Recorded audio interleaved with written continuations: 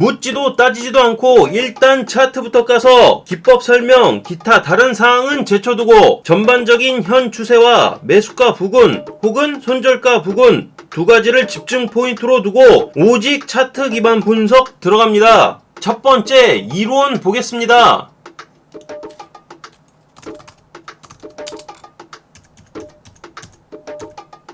장기적으로 봤을 때 저점을 형성하고 고점을 형성해서 박스권을 형성하고 있습니다.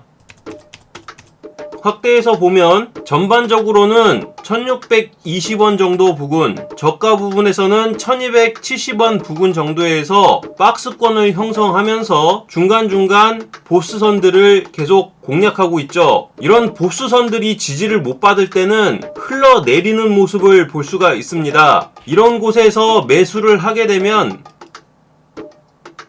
낭패를 본다는 얘기죠. 그러니 본인이 임의로 최저점이라 생각하고 매수를 안 하셨으면 좋겠습니다. 이전 추세에 박스권을 돌파하지 못한다는 가정하에 상단을 맞았으니 다시 하단으로 내려올 가능성이 높죠. 하지만 지금까지 횡보한 이력으로 보아 상방의 방향도 열어둘 수가 있습니다. 안전하게 생각한다면 지금까지의 횡보를 보고 기준 잡는 게 맞다고 생각이 됩니다. 이 종목을 공략하시려면 두 가지 방법이 있는데, 첫 번째는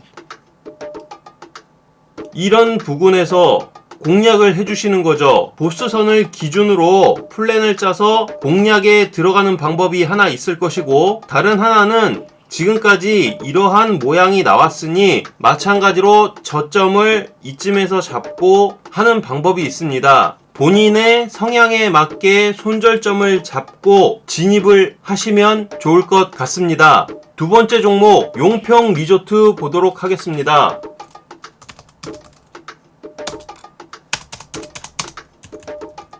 용평 리조트는 하락 추세를 만들다가 이 부근에서 하락 추세를 깨고 횡보로 돌리게 됐습니다. 횡보하는 기간이 상당수 되고 이 부근에서 공구리를 치고 있는 모습이 보여집니다. 확대해서 보겠습니다. 저점을 살살 높여가며 삼각 수렴을 하고 있는 모습으로 보여집니다. 그리고 매집봉 출현으로써 삼각 수렴 이후에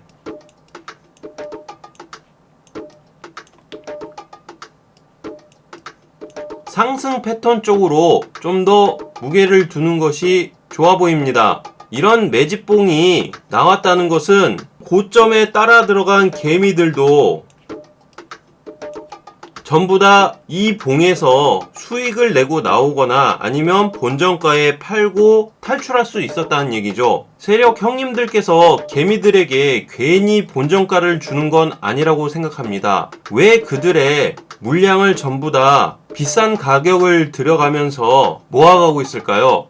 이런 점을 잘 생각해보면 상승 쪽에 무게를 두는 것이 맞다고 생각합니다. 그렇다고 당장 이 하단부에 부딪혀서 상승이 나온다는 얘기는 아니고요. 삼각 수렴이 끝나는 시점에서 다시 한번 봐야 될 것 같습니다. 차트적으로만 보면 상승할 것이라는 것에 무게를 둘 수 있지만 지정학적인 요건, 글로벌적인 요건 이런 것들에 의해서 제대로 추진력을 얻지 못하는 경우가 있으니 기본적으로는 좋은 소식이 있을 것이다 라는 가정하에 대응을 하면서 진행을 하는 것이 맞겠습니다. 그런 대응 차원에서 손절점을 잡는다든가 1차 수익 실현, 2차 수익 실현 가격대를 정해놓고 차후 신규 진입을 하신다면 이것에 유의하셔서 공략하시면 좋겠습니다. 이런 박스권이 나온다고 하더라도 이 박스권을 깨면 어디까지 추락이 나올지 모르니 항상 조심하시고요. 세 번째 종목 RS 오토메이션 보도록 하겠습니다.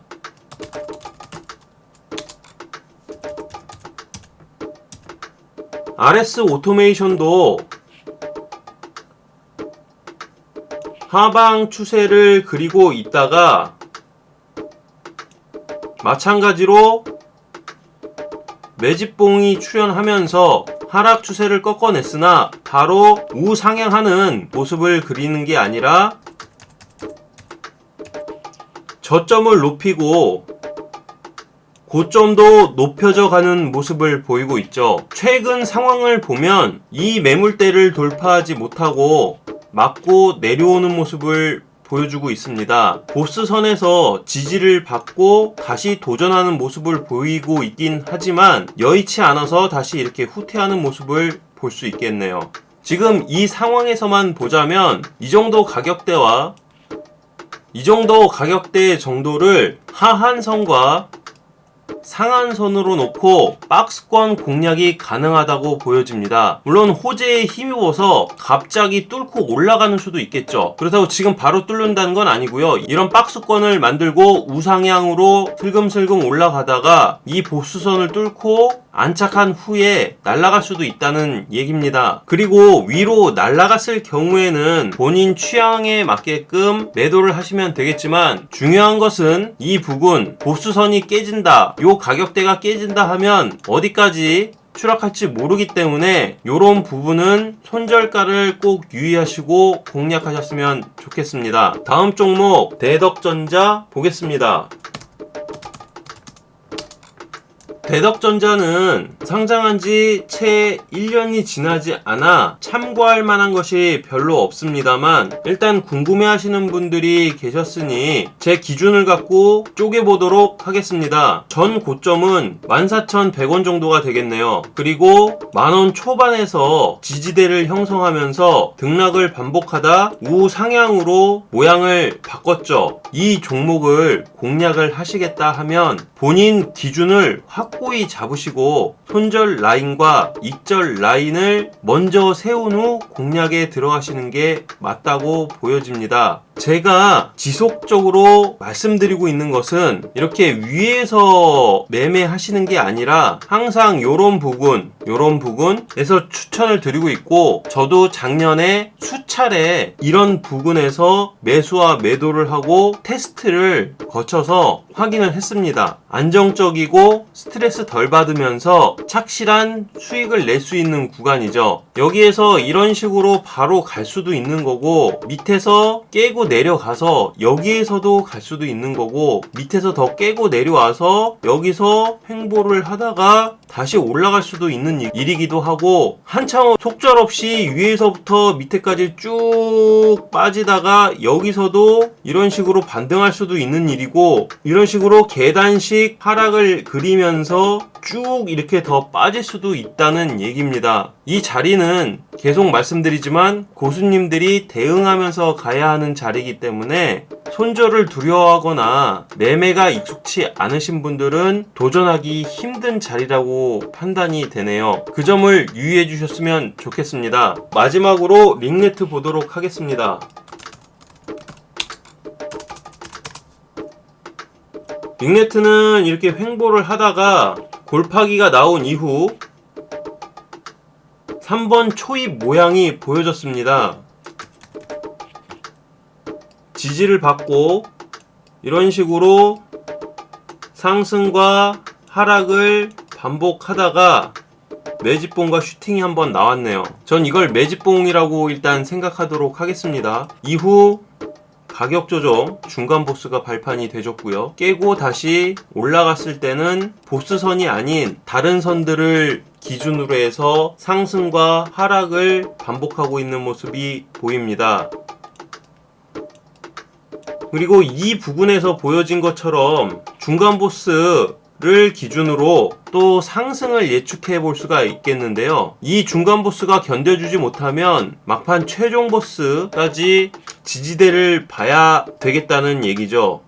요 정도 가격선이 나오고 있습니다. 하지만 이 마지막 여길 깨고 내려가게 된다면 또 어떤 하락이 기다리고 있을지 모르기 때문에 요 부분은 조심하셔야 될 것 같습니다. 공방에서 궁금해 하시는 종목들 분석이 안 된 종목들을 모아서 제 기준대로 차트를 분석해 봤습니다. 추후에 다른 분들이 궁금해 하시는 종목들이 있다면 제가 리스트업을 해서 시간이 날 때마다 진행하도록 하겠습니다. 스피드 종목 분석 차트 쪼개기는 지속적으로 업그레이드 할 예정이고요. 제 기법도 계속 업그레이드 할 예정입니다. 제 기법과 영상을 보신 후 참고하셔서 보신 분들의 손절 라인 그리고 익절 라인 추후 공략 방법 등에 많은 도움이 되었으면 합니다.